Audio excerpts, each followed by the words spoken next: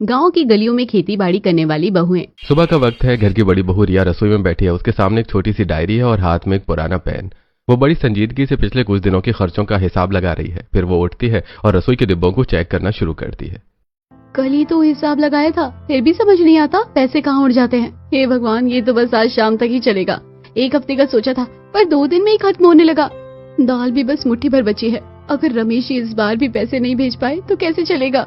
अर्जुन का दूध, पापा की दवाइयाँ, सब कैसे मैनेज होगा? तभी सुमित्रा रसोई में आती है। उनके हाथ में एक खाली दवा का पत्ता है। वो रिया से कहती है, रिया बेटा, अब बाजार जाना पड़ेगा। घर का राशन तो खत्म है। मेरी ये दवाइयाँ भी आज आखिरी थी। सिर का दर्द रात भर सोने नहीं देता।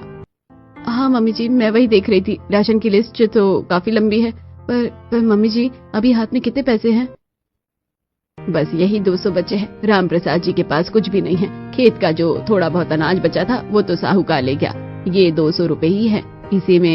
इसी में तुम्हें घर की सब्जी भी लानी है और मेरी दवा भी। सिर्फ 200 रुपए मम्मी जी? दवा ही तो 225 रुपए की आती है। बाकी 70-80 रुपए में पूरे हफ्ते की सब्जी और राशन कैसे आएगा? आटा और दाल तो बिल्कुल खत्म है। मैं क्या करूं बेटा, भगवान की मार है। तू बस देख, जितना हो सके उतना ही लाना। दवा अगर आधी मिल जाए तो आधी ही ले आना। रिया बिना कुछ कहे नोट ले लेती है और फिर वो पुराना झोला उठाती है और बाजार की ओर निकल पड़ती है। बाजार में भीड़ है। रिया एक सब्जी वाले के पास रुकती है और कहती है, भैया टमाटर कैसे दिए और आलू का भाव क्या है? टमाटर 60 रुपए किलो है बहन जी, और आलू 40 रुपए। धनिया चाहिए तो 20 रुपए की एक गड्डी मिलेगी। 60 रुपए टमाटर? भैया पिछले हफ्ते तो 40 है। इतनी जल्दी इतना भाव कैसे बढ़ गया? और धनिया 20 रुपए? पहले तो आप मुफ्त में डाल दिया करते थे। अरे वो जमाना गया बहन जी। अब डीजल महंगा है, खाद महंगा है। लेना है तो लो, नहीं तो आगे बढ़ो। अगर 1 किलो टमाटर और 2 किलो आलू लेती तो 140 रुपए यही हो जाएंगे। फिर मम्मी जी की दवा कैसे आएगी? दवा तो बहुत जरूरी है, वरना उनका सिर दर्द उन्हें जीने नहीं देगा। सब्जी कम ले लेती हूँ। रिया थोड़ा सा सामान और दवाइयां लेकर वापस घर की ओर चलती है। जब वो घर पहुंचती है तो उसकी देवरानी पिंकी, जो शहर से आई है और जिसकी नई नई शादी हुई है, झोला देखकर कहती है, अरे भाभी आप आ गई, दिखाइए क्या क्या लाई है। बस इतना सा सामान? हाँ पिंकी, पैसे कम थे तो इतना ही आ पाया। मेरे मायके में थाली हमेशा 3-4 सब्जियों से भरी होती थी। यहाँ तो ना पैसे है ना इज्जत। मुझे पता होता ना कि इस घर की हालत इतनी खस्ता है तो मैं कभी शादी नहीं करती। बस मेरी एक मजबूरी हो गई कि मुझे आपका देवर पसंद आ गया। लव मैरिज के चक्कर में मैंने अपनी किस्मत फोड़ ली। रिया कुछ नहीं बोलती और चुपचाप रसोई में चली जाती है। शाम ढल रही है। घर के बाहर दालान में राम प्रसाद जी एक पुरानी चारपाई पर बैठे हैं। तभी रिया एक गिलास में चाय लेकर उनके पास आती है और कहती है, पापा जी चाय लीजिए, थोड़ा मन हल्का होगा। आप काफी देर से यहीं बैठे हैं। चाय लेते हुए राम प्रसाद उदास मन से कहता है, अरे मन कैसे हल्का हो बेटा। मैंने सोचा था कि इस साल खेत के लिए लोन लूंगा तो सब ठीक हो जाएगा। नई खाद डालूंगा, अच्छे बीज लाऊंगा। लेकिन इस साल की बेमौसम बारिश ने सब डुबो दिया।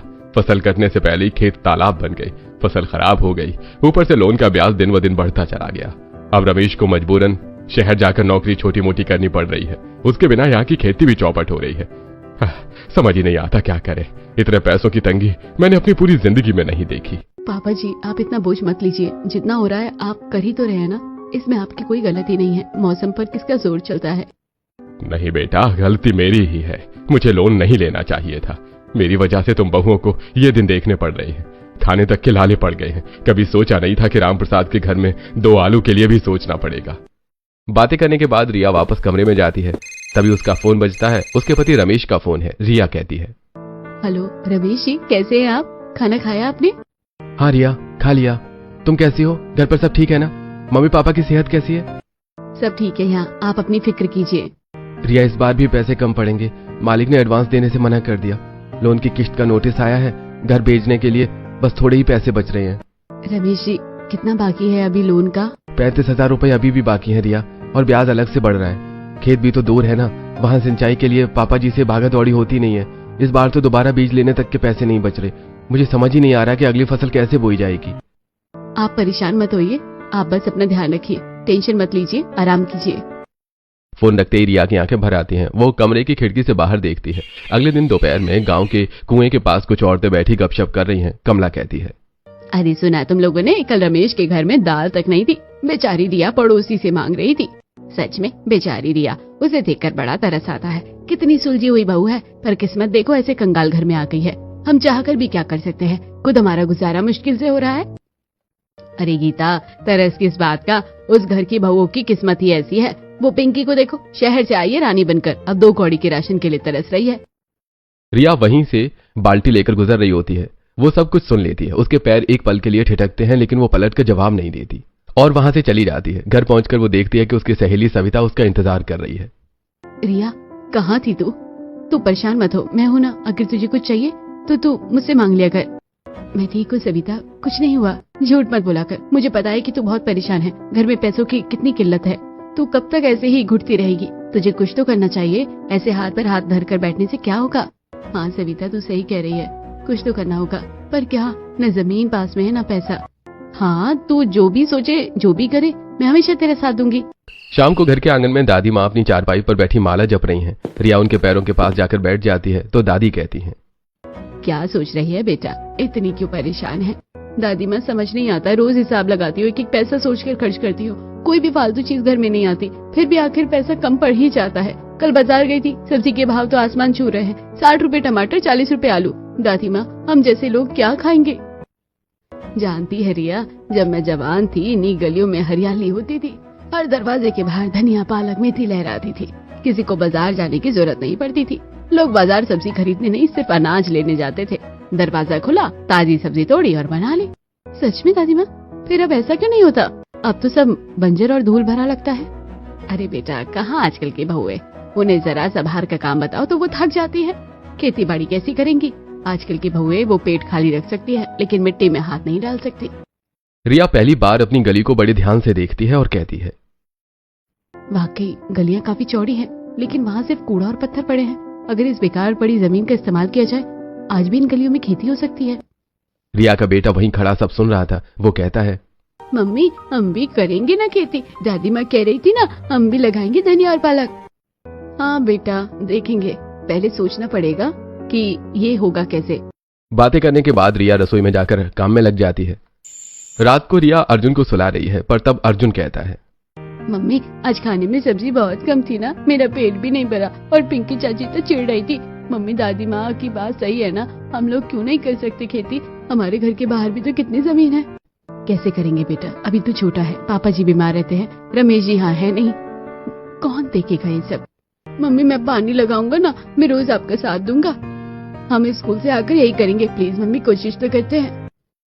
बातें करते हुए रिया अर्जुन को सुलाकर बाहर आंगन में आती है। वो काफी देर तक उस खाली पड़ी गली और अपने घर के सामने की मिट्टी को देखती है। फिर वो अंदर जाती है और कोने में रखी खुरपी पुरानी उठाती है। वो दबे पांव दरवाजे के बाहर आती है और मिट्टी खोदना शुरू करती है और अपने आप से कहती है, कोशिश करने में क्या बुराई है, कम से कम धनिया मिर्च के पैसे तो बचेंगे। तभी अर्जुन वहां आ जाता है। मम्मी, मैं भी आ गया, मैंने कहा था ना मैं आपके साथ दूंगा। तू सो जा बेटा, रात बहुत हो गई है। नहीं मम्मी, मैं भी खोदूंगा।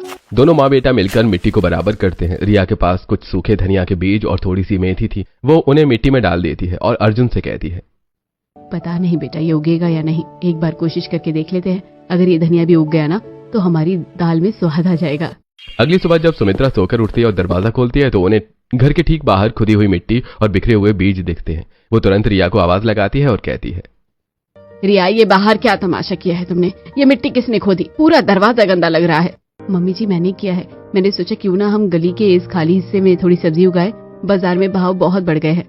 तू पागल हो गई है क्या रिया? गली में कौन खेती करता है? लोग क्या कहेंगे? राम प्रसाद की बहू अब सड़कों पर हल चलाएगी, हमारी रही सही इज्जत भी मिट्टी में मिला देगी तू। मम्मी जी, लोग तो वैसे भी बातें कर रहे हैं, कह रहे हैं कि हमारे घर में दाल नहीं है। इज्जत तो पेट की भूख से बड़ी नहीं होती है ना, कुछ तो करना ही होगा।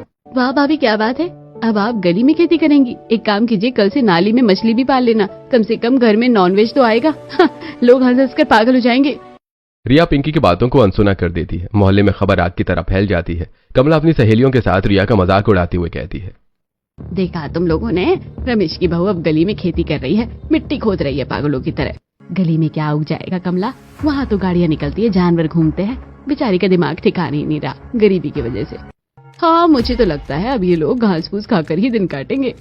ये सब देखकर कमला रिया के पास आती है, जहाँ रिया अभी भी मिट्टी को सही कर रही है। कमला कहती है, अरे रिया, ये क्या नया ड्रामा है? ये गली है, तेरा खेत नहीं, या हम सब चलते फिरते हैं? ये गंदगी हटाए यहाँ से। कमला भाभी, मैं आपके दरवाजे की तरफ नहीं आई हूँ, ये मेरे घर के ठीक सामने का हिस्सा है और इससे किसी का रास्ता नहीं रुक रहा। मैं बस धनिया पालक लगा रही हूँ। वो लोग बातें कर ही रहे थे कि तभी सविता वहाँ आती है और कहती है, रिया तू इनकी बातों में ध्यान मत दे, ये लोग तो कुछ ना कुछ बोलते ही रहेंगे, लेकिन तू हिम्मत मत हारना। अच्छा, अब तू भी इनकी वकालत करेगी? ठीक है, देख लेंगे कितना सोना उगता है इस मिट्टी में। अब कमला वहां से चली जाती है। शाम को गांव के कुछ आदमी भी वहां जमा हो जाते हैं। उनमें कमला का पति और 2-3 और लोग हैं। मोहन कहता है, अरे राम प्रसाद जी, ये आपकी बहू क्या कर रही है? हम लोग यहाँ से निकलते हैं, ये मिट्टी कीचड़ रास्ते में आएगा, इसे हटाइए। अरे देखिए भाई साहब, मेरी बहू ने अपने दरवाजे के बाहर लगाया है, किसी के रास्ते में रुकावट नहीं है, वो तो बस थोड़ी हरियाली कर रही है। अरे आज नहीं आया, कल को ये पौधे बड़े होंगे तो दिक्कत होगी, उखाड़ कर फेंक दो ये सब, वरना हम खुद पंचायत में शिकायत करेंगे। वो लोग बड़बड़ाते हुए चले जाते हैं। ऐसे कुछ दिन बाद मोहल्ले के कुछ शरारती बच्चे खेलते हुए उस मिट्टी पर दौड़ जाते हैं और रिया के लगाए हुए आधे से ज्यादा बीज उखड़ जाते हैं। अगली सुबह जब रिया ये देखती है तो उसका कलेजा मुंह को आ जाता है। इतनी मेहनत सब खराब कर दिया बच्चों ने, बच्चों को भी समझ नहीं आता। वो फिर से मिट्टी सही करने बैठती है। तभी वो देखती है कि कमला जानबूझकर अपने घर का गंदा पानी नाली में बहाने के बजाय उस मिट्टी की तरफ मोड़ देती है और बनते हुए कहती है, ओहो रिया, गलती से पानी उधर चला गया है क्या? मुझे लगा नाली साफ है, अब मिट्टी गीली हो गई होगी ना। ये देखकर अर्जुन गुस्से में कहता है, मम्मी इन्होंने जानबूझकर किया है, मैंने देखा था, आप कुछ कहती क्यों नहीं इनको? चलो अंदर अर्जुन, इनको कुछ कहने से कुछ नहीं होगा बेटा, हम फिर से शुरू करेंगे। रिया अंदर जाकर फूट फूट कर रोती है। सविता ये सब देख लेती है और उसके पास आकर कहती है, रिया रो मत, मैंने सब देखा कि कैसे कमला ने जानबूझकर पानी डाला। मैंने तुझे पहले ही कहा था कि ये रास्ता आसान नहीं होगा, लोग तुझे गिराने की कोशिश करेंगे, पर तुझे हिम्मत नहीं हारनी। सविता इतना कठिन क्यों है ये? मैं सिर्फ अपने परिवार का पेट पालने के लिए ही तो कर रही हूँ, अपने पति का बोझ हल्का करना चाहती हूँ, इसमें लोगों का क्या जा रहा है? क्योंकि तू वो कर रही है जो वो नहीं कर सकते, तो हिम्मत मत हार, मैं तेरे साथ हूँ। अगली सुबह रिया फिर से मिट्टी तैयार करती है। तभी दादी माँ लाठी टेकते हुए वहां आती हैं और कहती हैं, रिया कल तू रो रही थी ना? नहीं दादी माँ, वो तो बस आंख में कुछ चला गया था। बेटा, जो जमीन पर बीज बोता है उसे कभी कभी अपनी आंखों से सींचना भी पड़ता है। किसान हर साल रोता है पर वो हारता नहीं। तू रोना मत, जब तेरी फसल होगी ना, यही लोग तुझसे बीज मांगने आएंगे, तू बस अपना काम कर। रिया फिर से बीज डालती है और अब ज्यादा ध्यान रखती है। ऐसे ही 18-20 दिन बीत जाते हैं। एक सुबह जब रिया दरवाजा खोलती है तो उसे छोटी छोटी हरी पत्तियां मिट्टी से बाहर निकलती दिखती हैं। अर्जुन कहता है, मम्मी देखो देखो धनिया उग गया, मम्मी हमारा छोटा सा खेत तैयार हो रहा है। रिया घुटनों के बल बैठ जाती है और उन नन्ही पत्तियों को बड़े प्यार से सहलाती है। सुमित्रा भी बाहर आती है और उनकी आंखों में भी पहली बार चमक दिखती है। बेटा मुझे माफ कर देना, मैंने तेरा साथ नहीं दिया, पर तूने सच में कर दिखाया। ये हरियाली देखकर तो मेरा आधा सर दर्द तो वैसे ही ठीक हो गया। मम्मी जी, ये तो बस शुरुआत है। उस शाम रिया ने अपने घर की ताजी धनिया तोड़ी और दाल में डाली। दाल की खुशबू पूरे घर में महकने लगी। अगले दिन सविता अपने दरवाजे के बाहर भी मिट्टी खोद रही थी। ये देखकर रिया कहती है, सविता तू ये क्या कर रही है? क्यों, तू अकेली ही मजे करेगी? मुझे भी बीज दे दे, मैं भी अपनी गली को हरा भरा बनाऊंगी। अब मैं समझ गई हूँ कि तू सही दिशा में काम कर रही है और हमें भी तेरे साथ मिलकर इस दिशा में काम करना चाहिए। इससे कम से कम हम अपने घर की गरीबी थोड़ी कम तो कर पाएंगे। कमला दूर से ये सब देखती है और चिढ़ जाती है। फिर वो मजाक उड़ाते हुए कहती है, अब ये भी शुरू हो गई, पूरी गली को जंगल बना दो तुम लोग। कल को अगर मेरे दरवाजे तक झाड़ आई ना तो देख लेना, तुम्हारी इन बेवकूफियों का नतीजा अच्छा नहीं होगा, याद रखना। आपके दरवाजे पर कोई नहीं आएगा कमला जी, आप चिंता मत कीजिए, हमारी सब्जियों से आपको कोई तकलीफ नहीं होगी।